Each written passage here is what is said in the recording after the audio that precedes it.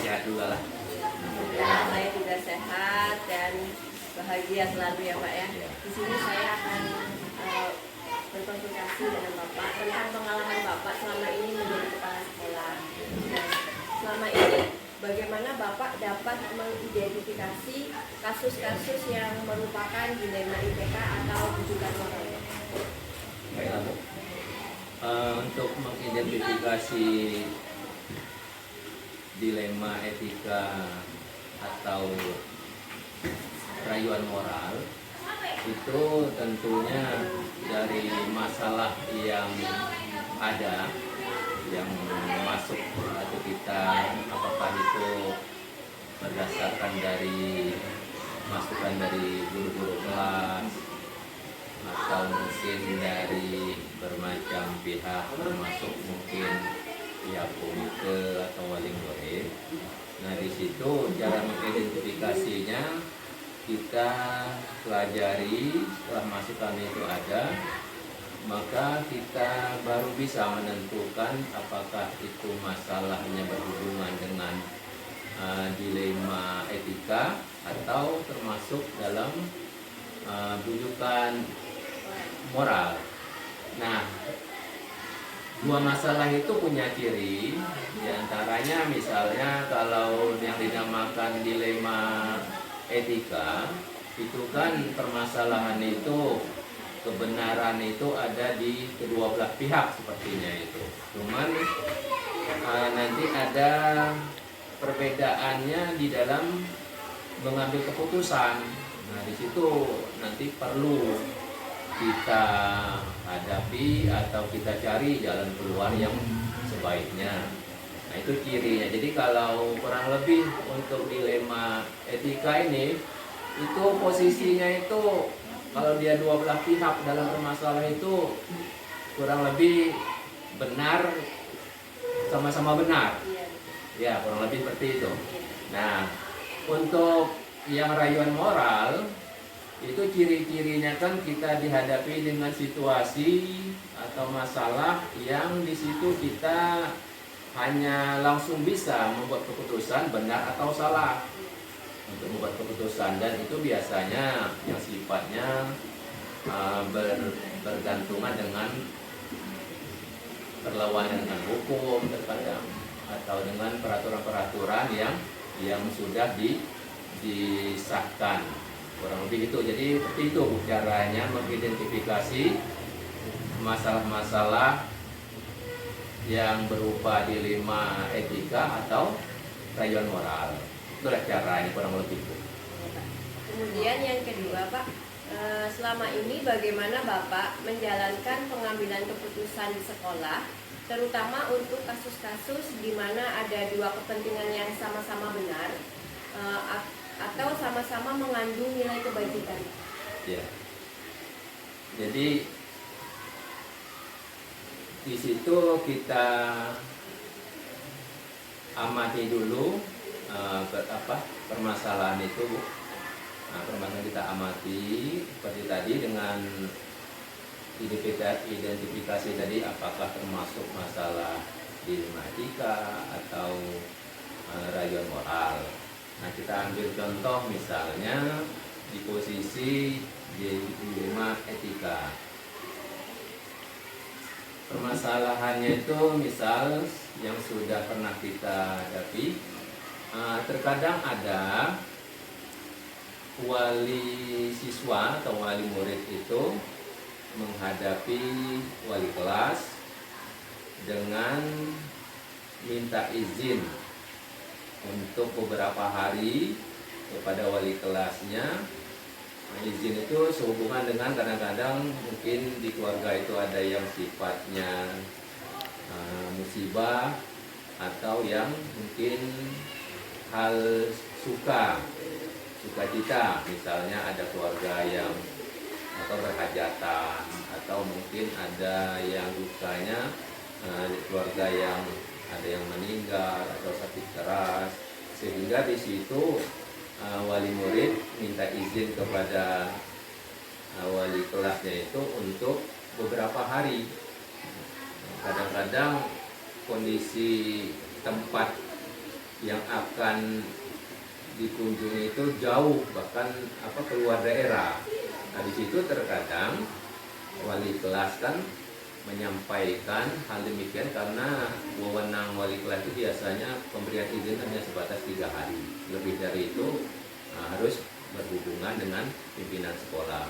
Nah di situ tentunya kedua hal itu kan, satu sisi mungkin wali kelas tidak bisa memberikan izin terlampau banyak hari mengingat pertimbangan kasihan sama anak ketinggalan pelajaran. Namun satu sisi dari pihak orang tua, karena ini namanya keperluan keluarga, tetap harus berusaha untuk dapat memenuhi kepentingan keluarga. Nah, untuk itu caranya itu jadi kita panggil atau kita pertemukan bersama antara wali kelas dengan wali murid itu dengan kita sebagai pimpinan untuk benar-benar mencari jalan keluar yang sama-sama bisa memaklumi.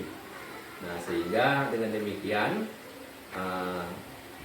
pihak si orang tua bisa memenuhi untuk kepentingan keluarganya dan wali siswa pun bisa untuk agak tenang mungkin supaya anak yang bersangkutan tidak ketinggalan pelajaran. Nah, di situ terkadang kita benar-benar buat suatu keputusan bersama, misalnya bolehlah si orang tua tadi meminta izin lebih dari 3 hari, namun nanti disepakati benar sesuai perjanjian yang harus dipertanggungjawabkan. Waktu hari pulangnya misalnya dia minta izinnya 6 hari, berarti hari ketujuhnya anak itu sudah benar-benar harus ada di sekolah.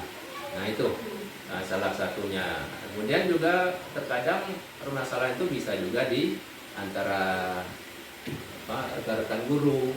Terkadang guru sedang bertugas, tiba-tiba ada berita dari keluarganya, ada keluarga sakit keras, baik itu entah mungkin orang tua, mertua, atau mungkin suami atau istri dari si guru yang bersangkutan atau anak. Nah itu kan perlu juga kita berikan penyelesaian yang benar-benar saling bisa untuk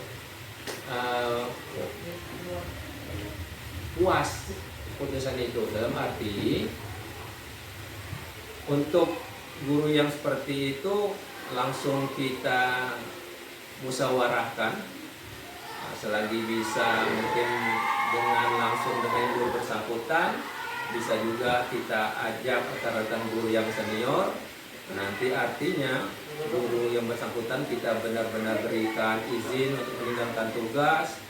Nanti untuk mengganti posisi guru yang meninggalkan tugas itu nanti kan dengan adanya hasil musyawarah tadi mungkin bisa dibantu oleh guru-guru yang sedang tidak ada jamnya.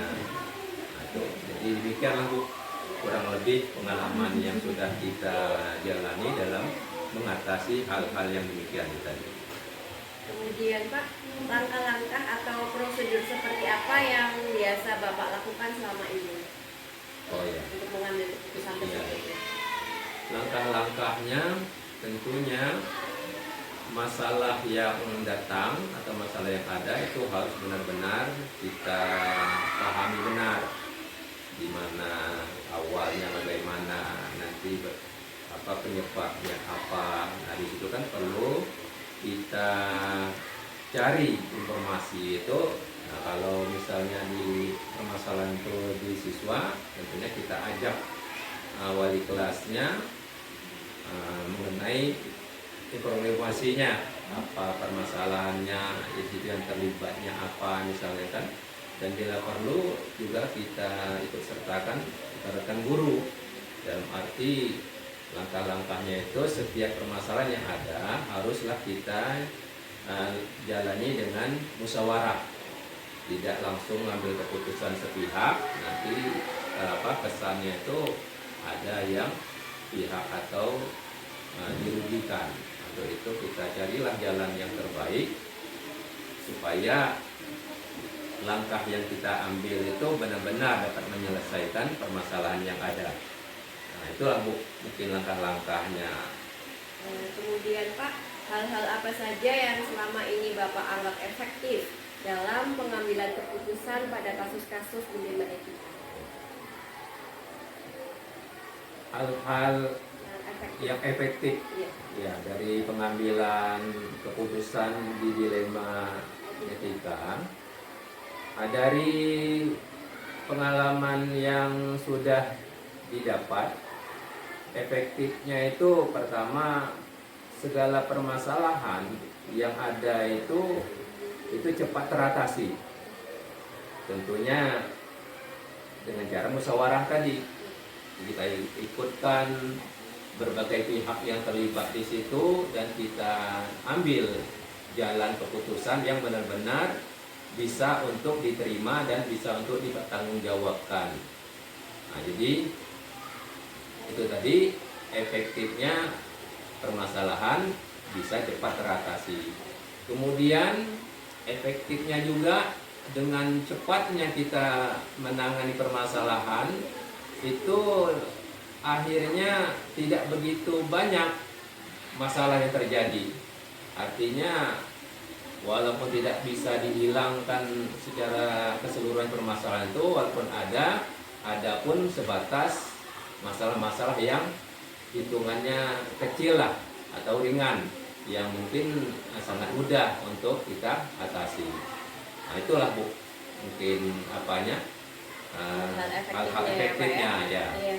Kemudian selanjutnya, hal-hal apa saja yang selama ini merupakan tantangan dalam pengambilan keputusan pada kasus-kasus dilema etika? Tantangannya, kalau pengalaman yang sudah kita jalani Bu, dengan cepatnya kita merespek permasalahan itu dengan terutama jalan musyawarah untuk mencari mufakat penyelesaiannya, sepertinya tantangan itu tidak begitu ada lah ya, karena itu tadi kita cepat menerima atau memahami masalah itu dengan kita cari benar-benar informasinya, siapa yang terlibatnya, bagaimana bisa terjadi permasalahan itu, dengan cepat kita tanggulangi.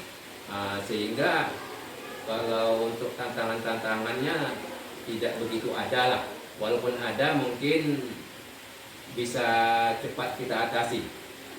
Di situ juga kan dengan seringnya bermusyawarah kita bisa mengatasi yang namanya dalam menghadapi masalah itu tidak dengan emosional.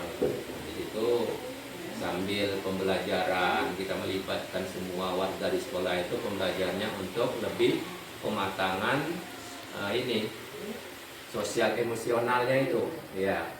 Mungkin kadang-kadang kan Bu, di sekolah kita itu kan walaupun kita libatkan guru atau warga kan di faktor umur kan bisa mempengaruhi, tapi bisa jadi yang umur muda juga bisa dia lebih dewasa. Kadang sebaliknya, kelihatannya walaupun umurnya sudah tua, tapi kedewasaan cara berpikirnya tidak sesuai dengan pengalaman umurnya. Jadi boleh dikatakan tantangan itu bisa diminimalisir dengan cepatnya kita langsung memusyawarahkan segala sesuatu yang masalah ada di sekolah kita. Kemudian Pak, apakah Bapak memiliki sebuah tata kata atau jadwal tertentu dalam sebuah penyelesaian kasus dilema etika, ataukah Bapak langsung menyelesaikan di tempat atau memiliki sebuah jadwal untuk menyelesaikannya, bentuk atau prosedur apa yang Bapak jalankan? Kalau untuk tata kalanya itu kita amati dari permasalahan, dari situ terkesan kalau misalnya permasalahan itu boleh dikatakanlah ringan, itu langsung bisa kita selesaikan atau kita ambil jalan keluarnya. Terkadang di situ kalau misalnya masalahnya itu tidak begitu berat dan hanya bisa kami sebagai pimpinan untuk membuat suatu penyelesaian, langsung kita selesaikan dengan pertimbangan tentunya tidak merugikan yang bermasalah, tetap kita cari jalan keluar yang bisa memuaskan dan bisa diterima oleh yang bermasalah. Dan terkadang juga ada permasalahan itu setelah kita amati, setelah kita minta keterangan, di situ kan terkadang ada pihak-pihak yang terlibat. Dan terkadang di pihak terlibat itu perlu waktu kita untuk mempertemukannya. Nah, di situ terkadang memang ada kita membuat jadwal kapan kira-kira yang pihak-pihak yang perlu kita ajak untuk bermusyawarah itu bisa bertemu sesuai dengan waktu yang benar-benar bisa diluangkan masing-masing, supaya permasalahan itu benar-benar bisa kita hadapi, kemudian permasalahan itu bisa kita cari solusi jalan keluarnya dengan berbagai macam pihak tadi, sehingga pihak-pihak yang terlibat itu bisa menerima hasil daripada keputusan yang sedang dalam masalah. Dan biasanya terkadang pengalaman itu kan ada masalah-masalah apakah baik di dilema etika. Nah, itu kita kan kadang-kadang pihak-pihak terlibat itu kalau masalahnya tidak begitu mudah diputuskan, kita bisa mengajak di samping seluruh guru. Nah, kita juga perlu mengajak mungkin dari pihak komitenya. Nah, di situ juga kita bisa ajak orang tua yang bersangkutan. Nah, kemudian juga kalau benar-benar perlu untuk kita minta pemasukan dalam permasalahan itu, kita bisa untuk menghadir atau mengajak pengawas di lingkungan sekolah kita. Nah, jadi dengan demikian mungkin permasalahan yang kelihatannya tidak langsung bisa diputuskan dengan musyawarah dan melibatkan pihak-pihak yang banyak terlibat dengan penjadwalan yang ada, mudah-mudahan permasalahan itu benar-benar bisa kita atasi walaupun kelihatannya tadi agak rumit untuk menyelesaikannya. Demikianlah, Bu. Kemudian Pak, adakah seseorang atau faktor-faktor apa yang selama ini mempermudah atau membantu Bapak dalam pengambilan keputusan dalam kasus-kasus dilema etika itu? Tentunya tetap ada, Bu. Nah, terutama kalau di internnya itu rekan guru kita, di situ kan ada rekan guru yang senior, ada juga yang junior, tapi bisa diajak untuk lebih pendewasaan dalam pemikirannya. Itu kita tetap libatkan untuk menghadapi atau dalam musyawarah mengatasi masalah. Dan yang di luar intern seperti tadi, kadang kita ajak juga orang tua murid atau pengurus komite sekolah kita, atau mungkin bisa kita ajak tadi pengawas. Di samping juga kadang-kadang bisa kita ambil masukan-masukan dari rekan-rekan kawan yang di kelompok K3S. Kemungkinan kan mereka ada yang lebih senior daripada kita, mungkin sudah sering menghadapi masalah-masalah yang hampir sama dengan kita hadapi. Kadang masukan mereka itu sangat berharga juga untuk kita dalam menyelesaikan masalah-masalah yang ada di sekolah kita. Untuk yang pertanyaan terakhir Pak, dari semua hal yang telah disampaikan, adakah pembelajaran yang Bapak petik dari pengalaman yang Bapak sudah ambil untuk mengambil keputusan dilema etika ini, Pak? Tentunya pengalamannya tetap ada, Bu. Dari situ kita dapat bahwasannya setiap permasalahan yang ada itu tetap bisa kita atasi. Tentunya dengan jalan bermusyawarahlah yang paling tepat. Bermusyawarahlah, diajaklah pihak-pihak yang terlibat.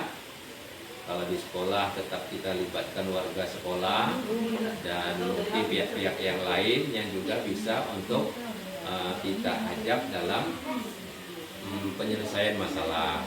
Itu pengalaman yang bisa kita ambil. Kemudian kita harus yakin bahwasannya di dalam kesulitan pasti ada kemudahan. Terutama kita yang muslim, di ajaran agama kita itu kan sudah diingatkan oleh Yang Maha Kuasa bahwasanya innamal usri yusra, dalam kesulitan pasti ada kemudahan.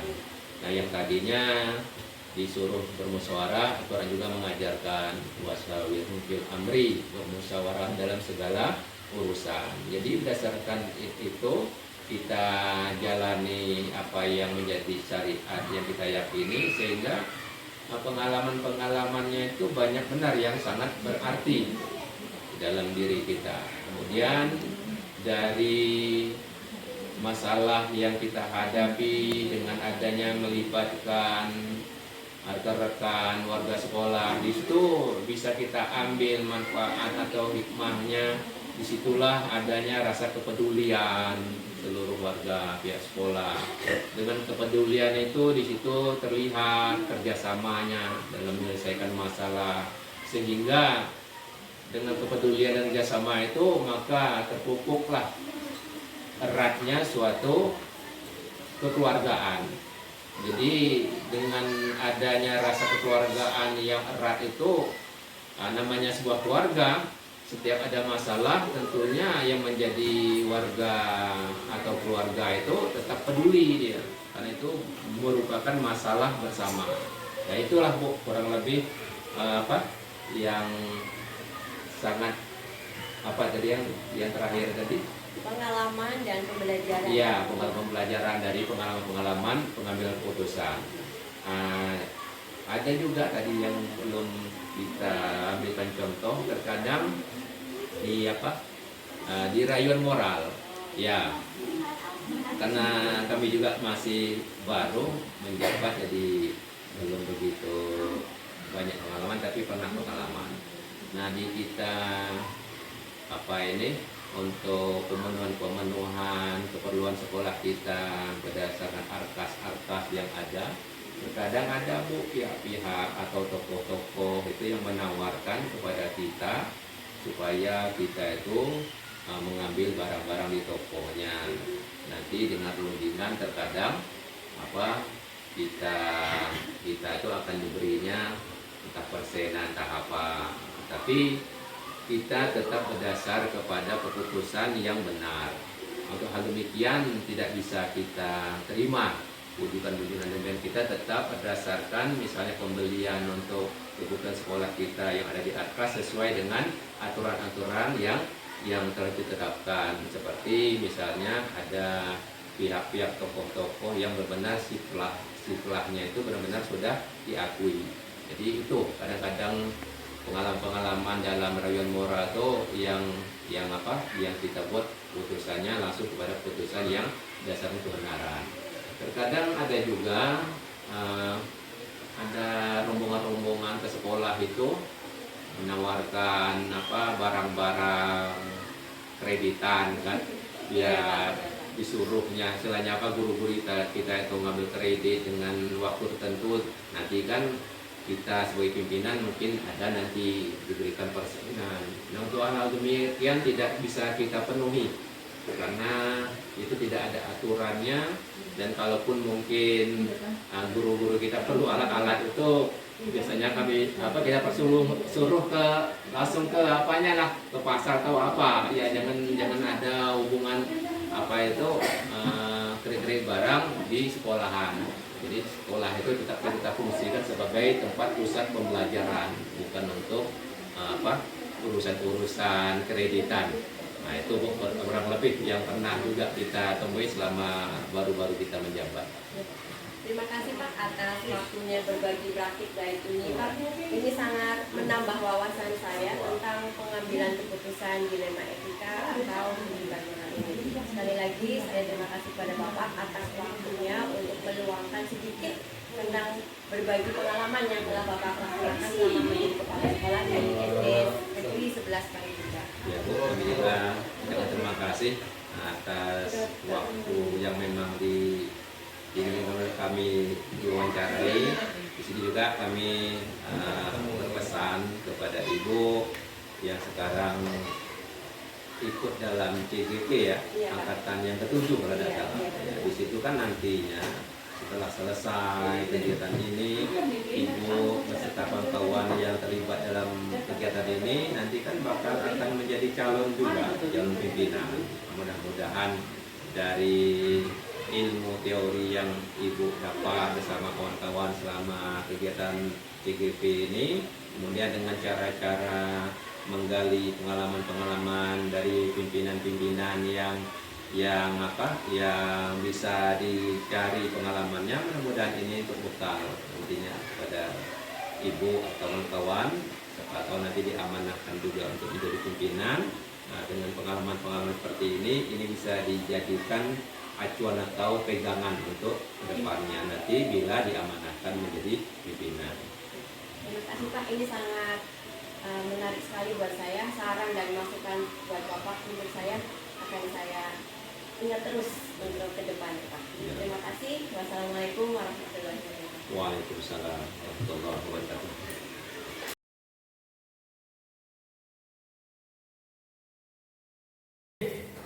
Selamat pagi Pak Han. Pagi Ibu. Apa kabar hari ini? Sudah luar biasa. Saya hari ini mohon waktunya Pak Han sebentar untuk berbagi kabar baik tentang pengambilan keputusan tentang kasus dilema etika dan rujukan moral. Siap. Yang pertama Pak Han, selama ini bagaimana Bapak dapat mengidentifikasi kasus-kasus yang merupakan dilema etika atau rujukan moral? Kalau pengalaman saya beberapa tahun jadi kepala sekolah, minggu lama ya di kelas sekolah. Saya itu pertama lihat situasi. Jadi situasinya dulu, berarti berangkat dari situasi yang memang biasanya ya kalau mengidentifikasi biasanya situasi itu berhubungan dengan ya rasa adil, kemudian juga apa ya, ada nanti berhubungan dengan persatuan itu mungkin antara murid, terus kemudian orang tua, bahkan kita kepala sekolah sendiri. Kemudian tentang tanggung jawab. Terus kemudian satu lagi penghargaan kita. Biasanya saya mengidentifikasinya, tapi berawal dari situasinya dulu. Nah, itu yang biasa saya lakukan selama ini. Jadi pokoknya selalu lihat situasi seperti itu. Ya. Kemudian yang kedua nih Pak, bagaimana Bapak menjalankan pengambilan keputusan di sekolah, terutama untuk kasus-kasus di mana ada dua kepentingan yang sama-sama benar atau sama-sama mengandung nilai kebajikan? Cara saya mengambil keputusan yang saya lakukan ini, yang saya lakukan itu biasanya pertama kali adalah ini nanti untuk kebaikan siapa aja gitu. Jadi kalau saya langsung ngambilnya kebaikan orang banyak. Jadi nggak cuma antara saya dengan yang bersangkutan. Biasanya selalu saya langsung bukanya dengan kebaikan orang ini nanti untuk kebaikan bersama. Itu pertama. Kemudian kedua, nah yang memang selalu saya junjung adalah prinsip disiplin diri ya, nilai-nilai disiplin dalam diri saya untuk saya bisa menularkan nanti terkait ya etika moral itu, karena saya secara tidak langsung kepala sekolah ya, jadi contoh mereka, oh seperti ini contohnya. Kemudian juga dengan dengan berangkat dari beberapa hal yang menjadi masalah orang lain. Kadang-kadang kan situasi ini situasinya pasti nggak jauh-jauh berbeda. Kalau di sekolah situasinya sama, cuma memang mungkin lebih spesifikasi permasalahannya, tapi secara umum globanya sama itu. Dan juga selalu ada saya begini, nanti saya mikirkan nanti hasil akhirnya seperti apa, kemudian itu nanti berubah dengan peraturan tidak, misalnya peraturan sekolah, peraturan kepegawaian, karena kami kan dua kedinasan ya, Yayasan Universitas Karya dengan Dinas Pendidikan. Kalau Dinas Pendidikan ya memang tidak, maksudnya kami juga mengikuti benar, tapi dari yayasan kan ada regulasi yang lebih spesifikasi bagi lagi. Nah, terus kemudian rasa peduli. Jadi seorang kepala sekolah ini pedulinya bagaimana? Itu juga menjadi pertimbangan ya pengambilan keputusan itu. Karena ya saya tidak tahu ya Bu, kalau saya berpikirnya ya, pikiran saya sih biasanya guru di situ, kepala sekolahnya peduli nggak nih sama, biasanya ada data itu memang perlu itu semua.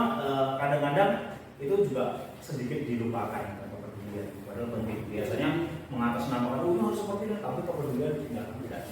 Nah, saya selama ini saya lakukan praktiknya seperti itu. Ya, terima kasih Tuhan. Kemudian langkah-langkah atau prosedur seperti apa yang biasa Bapak lakukan selama ini untuk mengambil sebuah keputusan itu, Pak? Nah, baik. Nah, ini cukup menarik ya langkah. Kalau saya ini kadang sesuai, saya memang ada referensi gitu ya, ada referensi pengambilan keputusan itu saya selalu baca-baca. Tapi ada juga yang memang muncul murni dari pemikiran saya gitu ya, eksperimen gitu ya. Kadang-kadang ada. Pertama biasanya adalah nilai yang ada dari situasi itu akan mengakibatkan atau memunculkan nilai-nilai apa yang itu nanti akan menjadi patokan bersama. Nah, jadi nilainya yang pasti nanti kalau ada seperti ini pasti nilainya menuju ke sini. Dan ini harus kita tekankan, kita kenalkan, kita menjadikan kebiasaan itu. Nilai itu nanti biar tumbuh. Itu kemudian langkah berikutnya biasanya yang saya itu situasi yang ada itu melibatkan siapa saja. Itu apakah tadi unsur guru, ya pokoknya kalau kita kan guru, siswa, kemudian orang tua murid. Nah, yang tidak kalah penting situasi lingkungan sekolah. Kalau saya itu menjadi penting sekali bagi saya karena cerminannya di situ, apalagi kami sekolah swasta. Kemudian selanjutnya yang tidak kalah penting juga fakta atau realnya. Ini faktanya apa sih gitu kan, realnya apa, dan memang harus kita itu antisipasi benar-benar fakta itu tidak bisa kita main-main dengan fakta karena semua harus berbasis di situ. Kemudian selanjutnya tentang menyangkut ke profesionalan kita dengan yang bersangkutan. Itu nanti ada pengaruhnya tidak terus seperti apa, karena kalau itu yayasan harus detail sekali kan juga. Mungkin semua pegawai harus juga detail, dan itu yang kadang profesional itu kadang mohon maaf ini karena ini guru juga ya, kadang nih mereka tidak pedulikan gitu loh. Kadang-kadang di sini padahal profesional, kode etiknya mereka itu profesional, kode etiknya kan ada. Maka saya juga tidak tahu kalau di sini saya buatkan juga di buku mereka harian itu ada kode etik guru supaya mereka selalu baca profesionalnya di sini. Jadi ketika mereka sudah mengambil keputusan, nah itu ada di situ. Hal-hal seperti itu ya memang menjadi hal sederhana, maksudnya ya yang sebenarnya itu udah dasar tapi kadang-kadang dilupakan sama kawan-kawan. Mungkin karena terlalu sibuk dan sebagainya. Tapi ya itu yang saya coba kenalkan. Kemudian yang keempat, Pak, hal-hal apa saja yang selama ini Bapak anggap efektif nih dalam pengambilan keputusan pada kasus-kasus dilema etika? Yang paling ini ya efektif ya. Yang paling efektif itu salah satunya dengan musyawarah. Itu penting kalau kita mengambil keputusan musyawarah. Terus kemudian pengumpulan fakta-fakta ya, yang memang seorang kepala sekolah harus. Jadi ini sambil cerita kasusnya boleh tidak? Boleh Pak, boleh. Jadi seperti belum lama ini ya, ini tuh bukan membuka aib tapi sebelum ini berbagi bagian terkait nilai.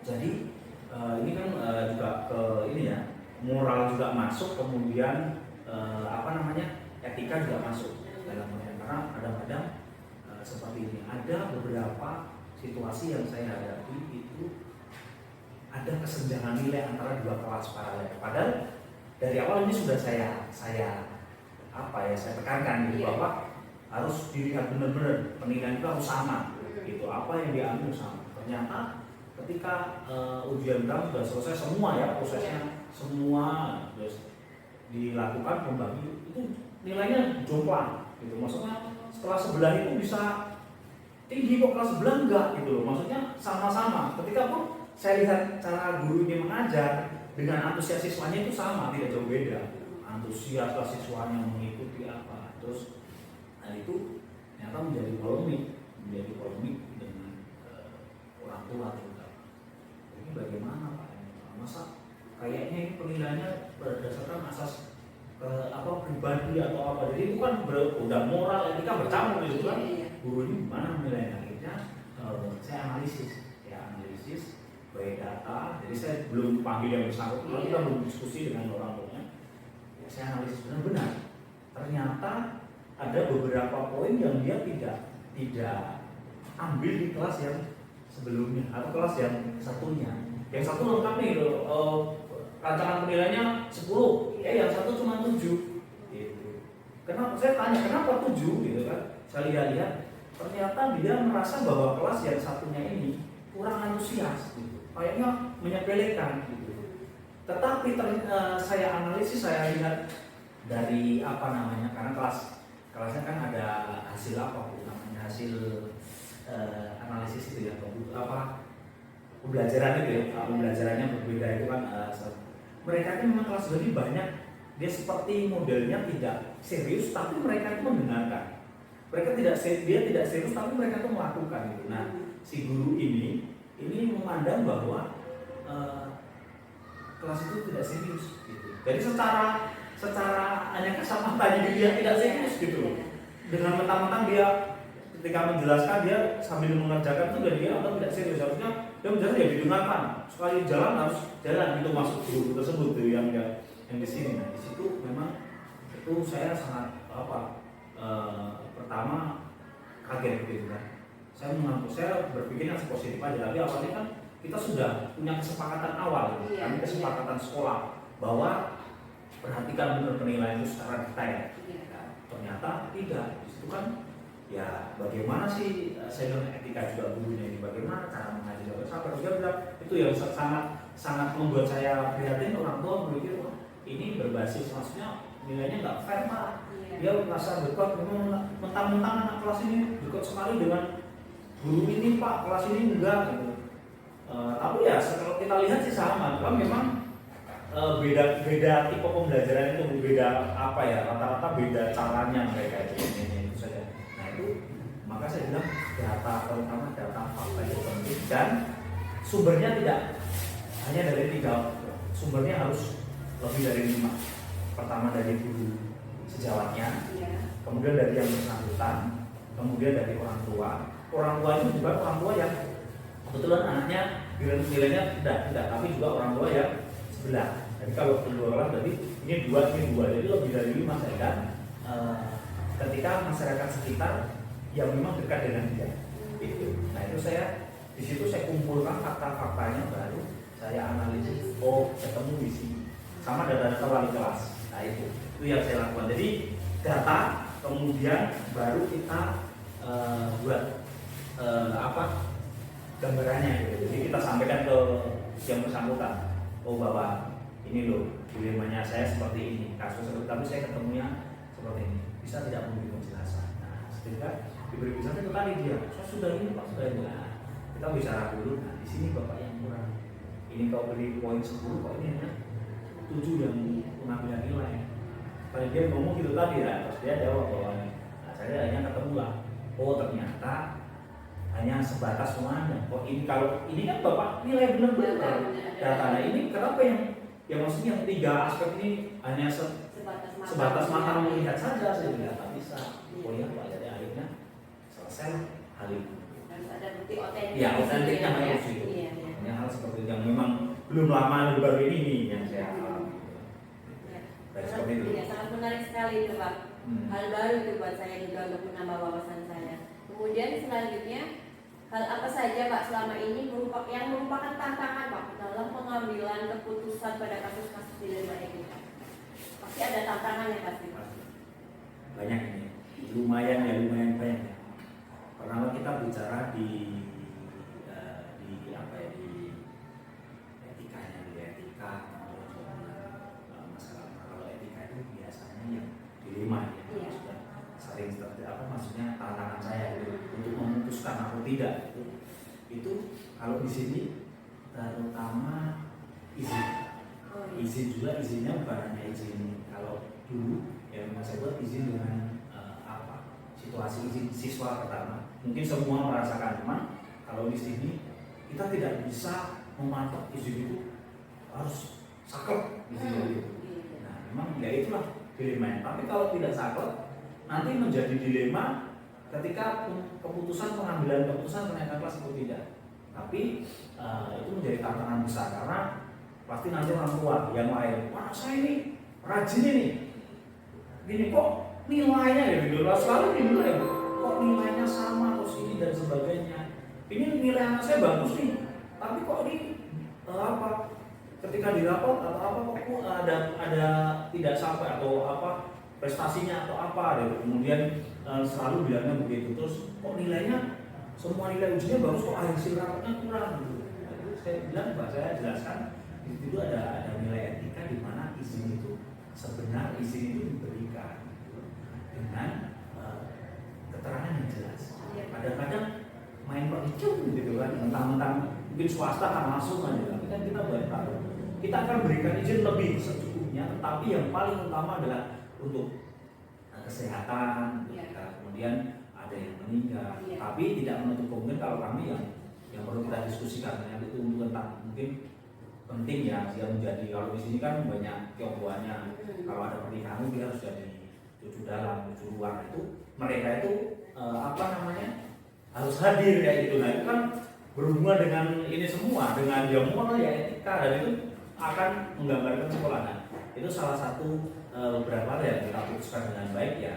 Itu tadi mempertimbangkan terakhir tadi yang situasi di mana memang kadang peraturan itu juga berseberangan dengan dilemanya, dengan moral dan etika itu kadang-kadang juga berseberangan. Tetapi tergantung kita itu membuat seberangan itu jauh atau seberangan itu sebagai jembatan untuk menuju perbedaan yang luar biasa, yang bagus itu yang baik. Nah, saya pilih yang perbedaan yang nanti baik.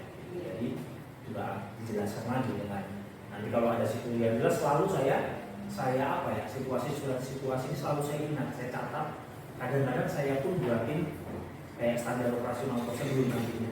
Oh seperti ini, jadi kalau dari ilmunya seperti ini, nanti terus jadi revisi terus.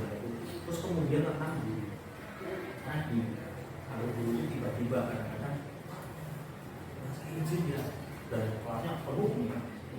Terus kemudian guru-guru yang lain kan juga itu kadang-kadang dulu pasti nanti akan bapak ini mentang-mentang si A, si B, si C, kadang-kadang itu dikasih atau apa gitu lah. Itu, nah cara saya untuk itu tantangan itu saya buka musyawarah bersama. Kita sepakati di awal. Kalau seperti ini kan memang ini etika, kemudian juga nanti moralnya ke kita masing-masing, moralnya ke orang tua. Tanggung jawab orang tua itu tidak hanya kelas 4A, tidak hanya guru kelas 4A loh.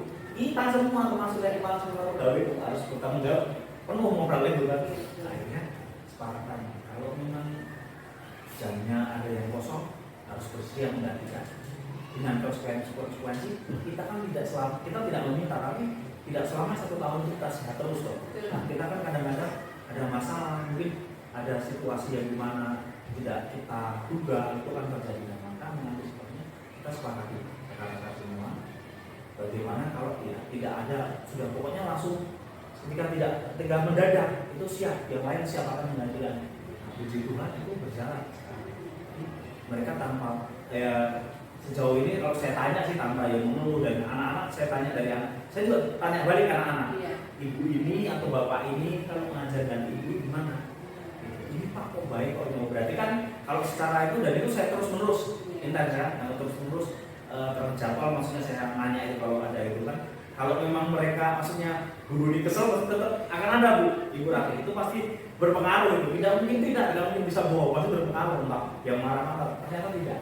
Ya puji Tuhan itu tentang isinya rata-rata memang gitu. Apa yang kadang-kadang seperti belum lama ini kelasnya penuh semua, maksudnya full pelajaran itu ada yang semua, ada yang kosong. Kemudian orang tuanya sakit dan harus periksa mata ke karantina. Dan begitu itu maksudnya harus dia pergi. Jadi dia langsung datang saya Pak, saya mau minta izin ini, selalu bilang bisa tidak. Itu maka bermodalkan kesepakatan awal lagi, saya selalu bilang bisa. Akhirnya dia, jadi bagaimana Pak? Untuk kita sebagai wali kelas, kemudian kita meninggalkan sekolah, etika yang baiknya adalah tinggalkan tugas. Itu wajib. Maka selalu saya bilang siapapun yang tidak hadir ya walaupun sakit setidaknya memberitahu apa yang harus diberikan.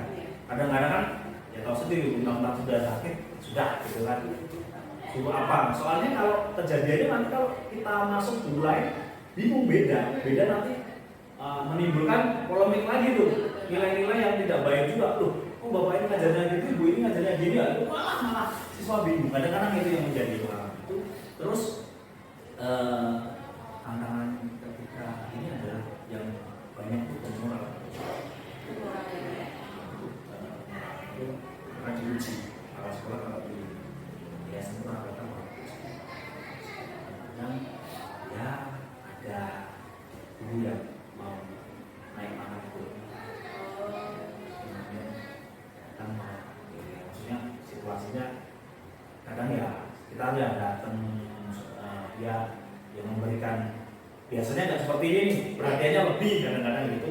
Itu tuh kadang-kadang ada cenderung ke situ, tapi saya juga tidak menutup kemungkinan atau positifnya dia memang mau mencari relasi yang baik. Tapi saya bilang di situ ya memang saya selalu membedakan. Pokoknya kalau di sekolah itu harus profesional. Dan di rumah tidak boleh menyangkut sekolah. Mau maksudnya saya sebagai kepala sekolah, terus saya bilang ke rekan-rekan dulu, bapak ibu mau naik pangkat terus datang memberikan apa itu saya sudah kaki duluan, saya tidak bisa. Walaupun nanti lewat anak saya atau lewat istri saya. Gitu. Nah kalau bantuan-bantuan itu saya anggap ya itu bantuan secara kita di luar. Jadi kalau di sekolah tetap menggunakan prosedur operasional yang ada. Terus juga ada waktu itu ya bukan karena tapi saya tidak ngomong tapi saya ngomongnya secara global aja tentang nilai. Saya pernah ya, pokoknya pernah ada yang datang gitu bisa nggak pak nilai ini itu sudah saya tidak langsung bilang oh tidak bisa tidak diskusi deh. Bisa bujukan moral ya? Ya itu udah mulai bujukan ini yang bujukan moral yang luar biasa kan gitu. Dan itu maksudnya ya embel-embelnya tuh luar biasa bu, embel-embelnya luar biasa gitu. Cuman ya saya memberi penjelasan dan diskusi apa hal yang terbaik seperti ini, kemudian apa dilemanya, kemudian nanti efeknya itu ke semua. Tidak semua, kemudian nama baik dan sebagainya. Ya itu kan hal-hal itu tidak bisa. Karena kita tidak bisa mengunci siapapun, mulut siapapun tidak bisa dibantu. Bahkan diri sendiri kadang kelepasan kan. Nah, itu juga lumayan. Itu salah satunya ada seperti itu. Terus, kalau nanti juga ada lagi selain nilai juga naik atau tidaknya itu di awal-awal udah tanya-tanya nih, nanya, tapi memang hanya nanya maksudnya Pak ini kira-kira seperti ini. Saya jelaskan kita perlu proses. Karena kalau kenaikan kelas dan sebagainya itu bukan keputusan sepihak, bukan juga keputusan guru bersama itu atas keputusan memang kita bersama, tapi atas hasil yang diperoleh siswa. Maka sebenarnya saya jelaskan kepada orang tua bahwa naik atau tidak itu sebetulnya bukan mulai dulu sekolah mulai yang bersangkutan dan ibu bukan tidak tidak bisa itu cenderung dulu memang dulu ya kalau udah yang berjalan kita udah ketemu waktu saya sudah jadi guru itu ada tidak itu pokoknya embel-embelnya itu wow gitu ya wow kalau memang pas situasinya kita butuh kita apa wah itu repot.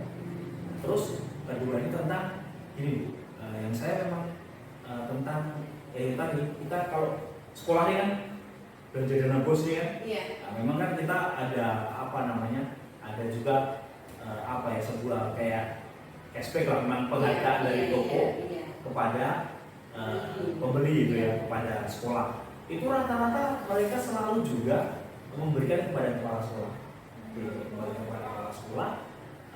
Nah di sini dilema. Sebenarnya kalau kita ambil pun kepala sekolah itu maksudnya sudah memang menjadi karena penghargaan. Tapi kalau kita ambil kita berpikir adanya ini tadi adanya penghargaan ini kan dari sekolah yang bekerja sama membeli dengan toko tersebut, gitu, dengan toko-toko yang tersebut. Jadi memberi apresiasi kepada sekolah dan bekerja sama mungkin lah.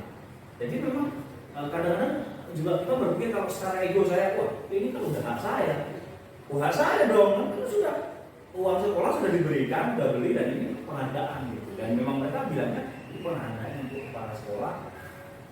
Tapi kan kita kepala sekolah ini kepala. Kepala itu berarti ada tubuh itu semua. Ya itu harus merasakan, maksudnya itu harus semua dapat gitu. Nah, maka yang saya di sini supaya memang menjadi itu kebetulan pas waktu itu di tahun kedua, kan saya PJS dulu. Iya. Di PJS ini kan saya hanya meneruskan tahun kedua itu memang tantangan besar gitu. Itu uang tidak sedikit. Ya. Jadi kalau kita ngomong ini cashback maksudnya cashback dari toko itu ya, penghargaan pada toko itu kalau kita kumpulkan dari itu tuh rentetan itu bisa ya setidaknya di atas 3, 4 sampai 5 juta. Itu dari apa penghargaan itu memang luar biasa.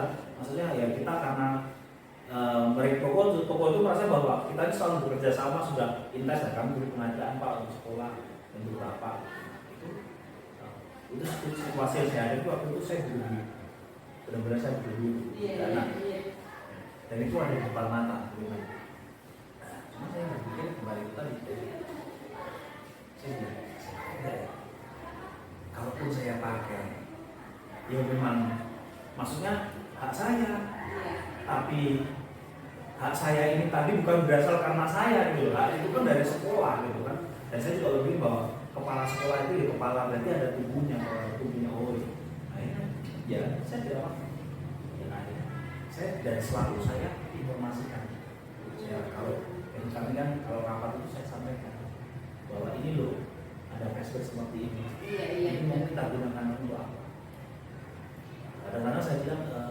saya ikut Pak kami untuk apa oke jadi saya diskusi selalu saya musyawarahkan dan puji Tuhan selama ini kita untuk bantu kalau di swasta kan enggak maksudnya ada liburan apa kadang-kadang saya bantu kan siswa nah kalau kadang apa yang kurang itu kita cari itu di luar loh, itu di luar tubuh besar dana bos yang itu karena itu benar-benar cashback karena kalau kita kumpulkan banyak tuh sebenarnya cashback itu nah itu yang kadang sering menutupi operasional yang lain pergi kemana gitu kan nah itu sudah apa menjadi ya mungkin menjadi hal wajar lah ya kalau memang toko memberikan apresiasi itu itu luar biasa nah, itu tidak itu dilema itu kalau kita ambil 5 tapi itu akan menjadi efek yang luar biasa masa itu kan pasti dulu kita bersama kok hanya diambil mentang-mentang bapak kepala sekolah itu kan kira-kira jangan sampai ada karena kita kan keluarga di sini maka harus ada saling kepercayaan dan itu saya berikan saya print itu saya sampaikan kepada guru ini untuk ini oh iya Pak kadang-kadang juga untuk nanti rencana untuk paket sembako atau apa nanti dibagikan ya banyak hal lah pokoknya banyak hal yang puji Tuhan kita lakukan untuk kebersamaan dari siswa nah itu yang memang tantangan jadi di sini dana cashbacknya itu untuk siswa lah ya Pak ya iya. Nah, kemudian dirapatkan terlebih dahulu kadang-kadang siswa pokoknya siswa istilahnya komunitas di sekolah itu mengalami jadi ini semua berpusat kepada siswa semua saya harus begitu berpusat kepada siswa karena memang ya makanya dilema itu banyak di pendidikan mulai di sekolahnya dilema moral etikanya tuh berjalan tuh setiap hari kan itu seperti itu Bu iya Pak oke Pak selanjutnya apakah Bapak memiliki sebuah tata kala atau jadwal tertentu dalam sebuah penyelesaian kasus dilema etika apakah Bapak langsung menyelesaikan di tempat atau memiliki jadwal untuk menyelesaikannya itu Pak?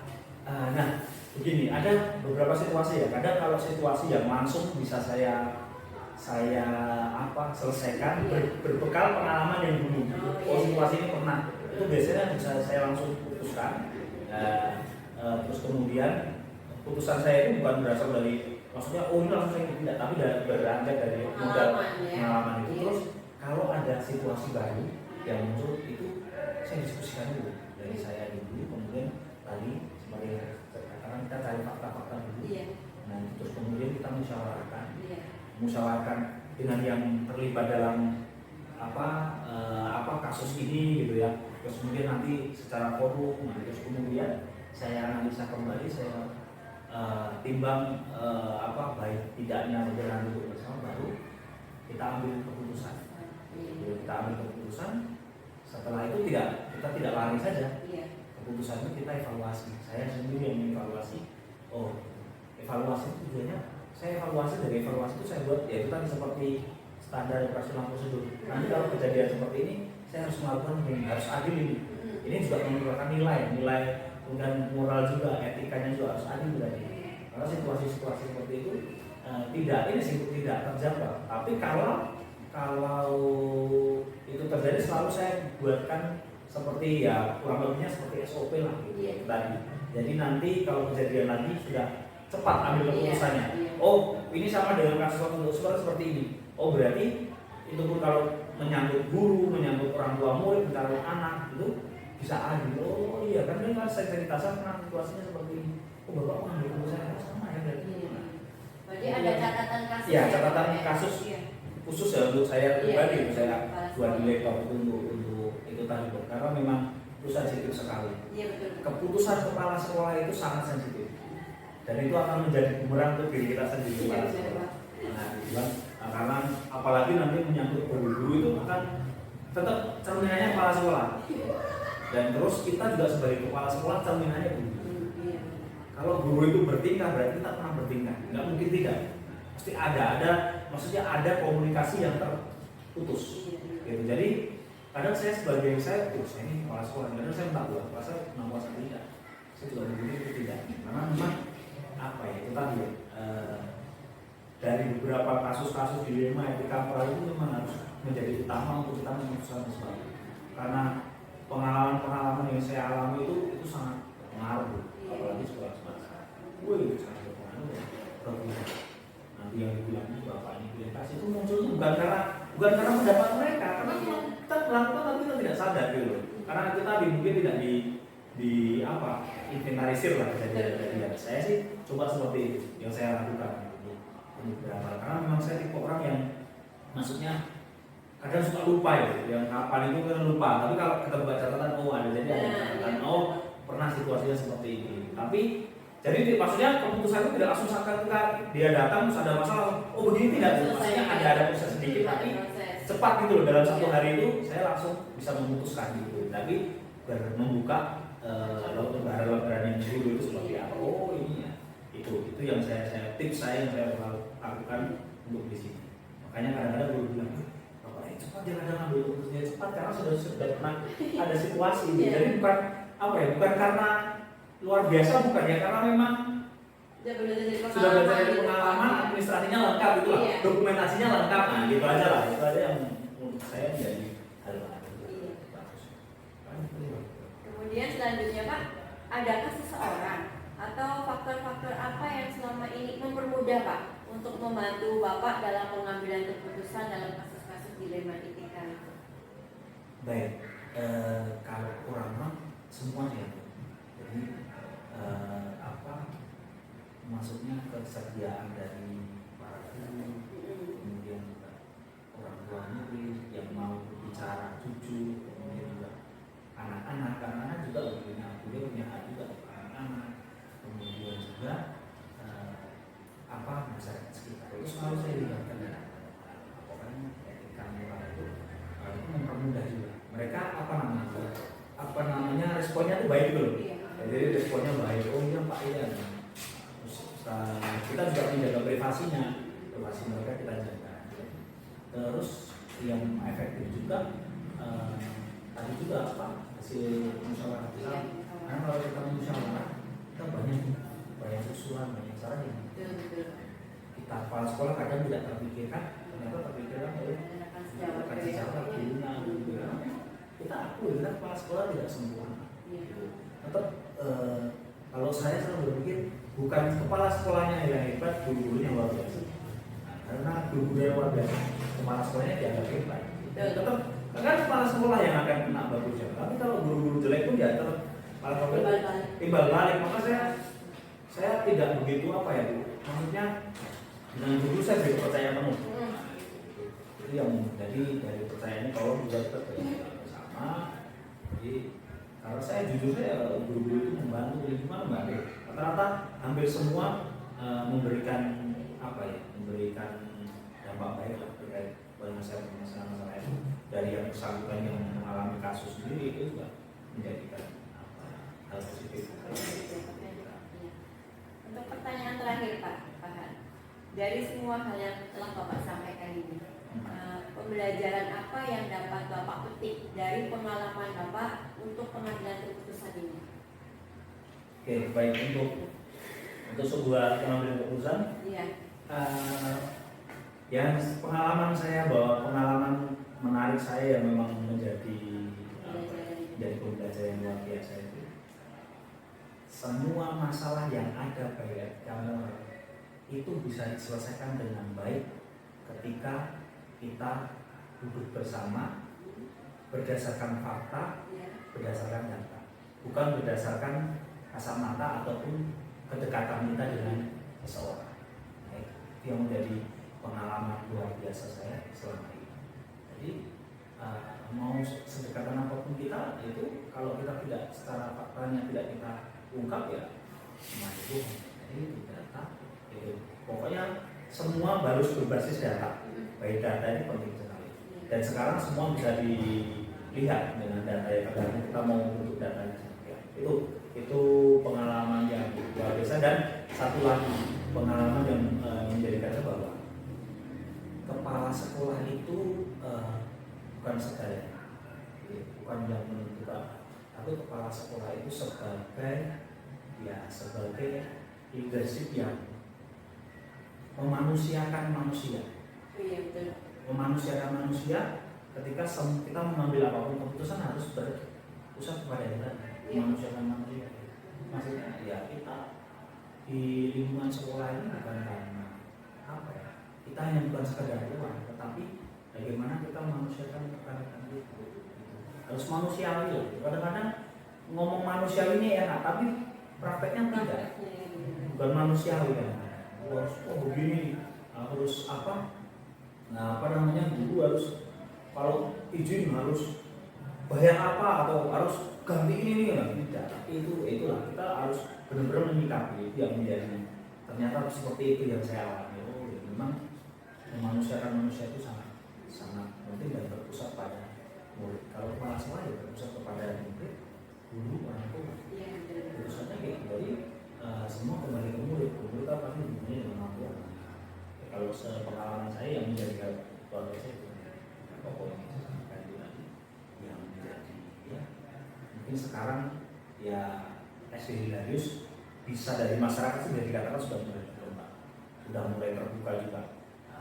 Dulu sih image-nya tertutup gitu ya, sekarang katanya sudah terbuka. Itu berdasarkan data dari masukan-masukan orang tua yang saya hidup. Ya puji Tuhan, itu yang selama ini saya lakukan praktek. Jadi bilang apa ya? Ya praktek baik lah dari pengalaman gitu ya, dari pengalaman yang lama. Jadi saya ya dari yang dulu pendahulu saya, ilmu-ilmu yang bagus saya pakai. Saya tidak malu. Ini programnya guru ini, saya tidak malu, saya ambil itu karena itu kan bagus gitu. Ada yang usulkan, jadi saya tidak mengatasnamakan ini program saya. Ini program saya tapi dari Bapak Ibu guru, bukan saya yang buat. Maka kita ayo jalani bersama. Jadi guru terasa, oh iya ya, berarti ada itu tadi apa namanya penghargaan diri. Nah, itu tadi jangan itu. Jadi saya simpulkan ya Pak, dari wawancara kita dari awal sampai akhir tentang pengambilan keputusan dilema etika ataupun rujukan moral. Dan saya simpulkan dari jawaban-jawaban Bapak tadi, yang pertama itu kita jika mengambil keputusan itu harus melakukan musyawarah dulu terhadap rekan sejawat dan pihak-pihak yang terkait. Bisa dari orang tua, bisa dari masyarakat, ataupun komite bisa juga di sini ya Pak ya, ataupun bisa juga dari publik mungkin ya Pak ya. Dan kemudian hasil atau keputusan ini harus memanusiakan manusia. Iya, itu paling. Nah, kemudian yang kedua harus berpihak kepada murid. Yang saya ambil kesimpulan ini. Nah, jadi terima kasih Pak atas jawaban atau berbagi praktik baik yang telah Bapak sampaikan ini. Ini sangat menambah saya wawasan ke depannya dan bisa untuk pembelajaran saya ke depannya nanti Pak. pesan saya sih khususnya untuk guru RT ya, Iya Pak. umumnya nanti untuk guru, khususnya guru penggerak di kabupaten. Satu, jangan malu berkarya, jangan takut berkarya. Kemudian tidak usah mendengarkan suara-suara sendu dari belakang, tapi tunjukkan keterampilan, kemudian situasi pembelajaran yang baik yang bisa ditularkan kepada orang. Itu pertama. Kemudian kedua, jadikan benar-benar apa yang didapat, ilmu yang didapat dari guru penggerak itu untuk diaplikasikan, benar-benar diaplikasikan di kelas. Jadi nanti ketika rekan-rekan guru penggerak ini atau berarti khususnya ditunjuk sebagai kepala sekolah, sudah siap menghadapi situasi-situasi yang akan yang kurang lebih mungkin akan ibu alami selama waktu ngajar. Gitu ya. Itu penting, maka semua penting, ilmu penting, kemudian pengalaman penting, praktek itu penting. Ya, jadi semua berkesinambungan. Itu kemudian yang ketiga, saya punya harapan lebih bahwa kepada guru penggerak angkatan berapapun khususnya di Bangka Barat akan memberikan wajah pembelajaran baru di Bangka Barat. Itu keyakinan saya. Dan mudah-mudahan dan saya minta keyakinan itu diwujudkan. Itu saja. Ya, ya Ibu, terima kasih. Terima kasih atas saran dan masukannya ya Pak ya.